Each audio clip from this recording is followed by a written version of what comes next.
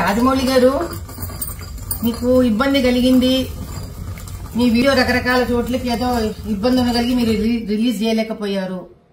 ఎవరి కష్టాలు వాళ్ళకు ఉంటాయి, కాదనట్లేదండి. కానీ ఆంజనేయ స్వామి వెనకుండి నడిపిస్తాడు అని మీ నాన్నగారు అన్నారు. అది ఇప్పుడు భావ్యంగా అనిపించట్లేదు మీకు అన్నారు కదా.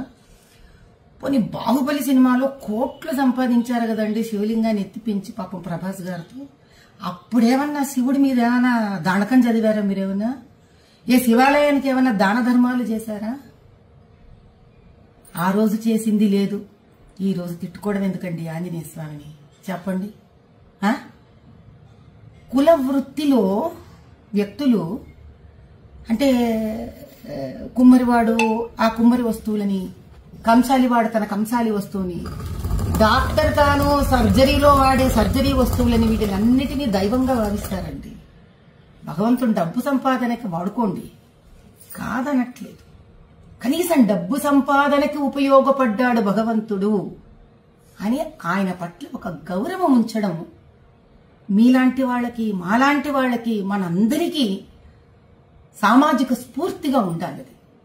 ఎందుకంటే ప్రజలు మనని చూసి మన మాట విని చైతన్యవంతమవుతారు.